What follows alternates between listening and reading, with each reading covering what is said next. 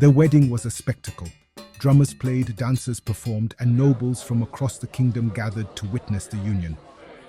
The king, seated on a high dais, wore a heavy crown that seemed to match the weight of his years.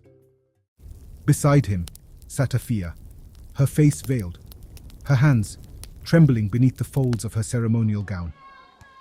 Yet despite the grandiose setting, an air of unease hung over the event. The king's eldest son, Prince Manza, scowled from his seat. His position as the heir was threatened by the possibility of a new child born from the union. Queen Omolara, the king's third wife, who is 5 months pregnant, held her chin high, but clenched her fists, a lifetime of suppressed anger simmering beneath her calm facade. She watched the ceremony with an inscrutable expression. As the king stood to seal the union with a toast, he raised a goblet of rare wine, imported from distant lands. The room held its breath as he drank, his voice booming as he was about to declare Afia as his new queen. But as the words left his lips, his expression changed. He staggered, clutching his chest, and fell to the ground. Screams erupted as palace guards rushed to his side. Panic erupted within the palace walls. Afia was frozen in shock, her heart racing as she stared at the lifeless body of King Obasi. The royal physician rushed forward, checking for a pulse, but there was nothing. King Obasi, the most powerful man in Dassa, is dead. Afia's wedding had ended before it had even begun. The sound of hushed whispers filled the air as the courtiers exchanged worried glances. Had the king been poisoned? Was this a plot to remove him from power? Afia was quickly escorted away from the scene, her mind spinning. She had barely entered the palace as the king's bride, and now she was a widow.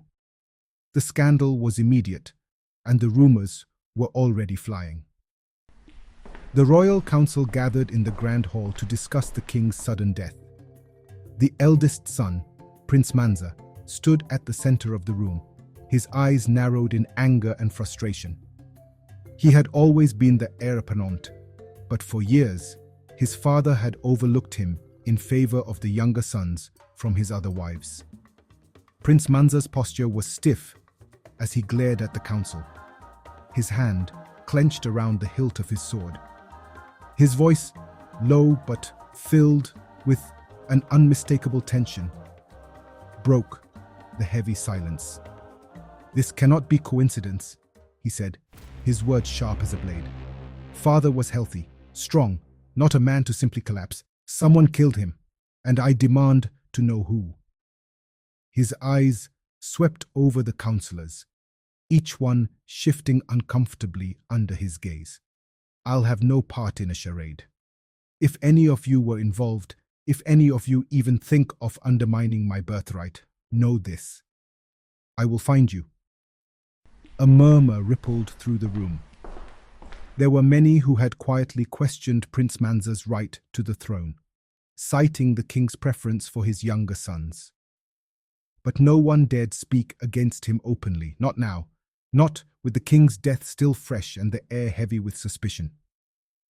Amina, still shaken by the events, was ushered into a small chamber adjacent to the hall. She sat on a velvet cushion, her mind racing with 1,000 questions, none of which seemed to have any answers. She had barely spoken to King Obasi, only exchanging polite words during their brief, uncomfortable meeting earlier that day.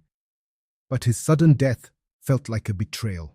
In one of the other chamber, where Afia was escorted to, the door creaked open, and a familiar face appeared in the doorway. It was Lady Tola, a confidant of the queen, and one of the few women in the palace who seemed to be immune to the suffocating politics of court life.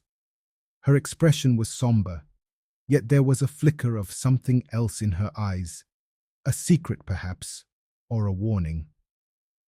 "Afia," she said gently, stepping into the room and closing the door behind her. "I wish there was a better time to speak, but I'm afraid things are about to become very complicated." Afia looked up at her, eyes wide with confusion. What do you mean? What's going on? Who killed the king? Lady Tola sat beside her, her voice lowering to a near whisper. I don't know who, but I have an idea why. There are many in this palace who want control, and with the king dead, they'll stop at nothing to claim it. The princes, of course, are already making their moves, but more than that. She trailed off, casting a quick glance toward the door, as if to ensure no one else was listening. Afia leaned in, her heart pounding in her chest. More than that, she repeated. Lady Tola's eyes flickered with concern. King Obasi had recently made a shocking announcement. The last-born son from his many wives would inherit the throne after his death, a declaration that had rocked the palace to its core. This decree had set off a deadly chain of events, as each of the king's wives and children, especially Manza, now saw their futures in jeopardy. Please like, comment, and don't forget to subscribe.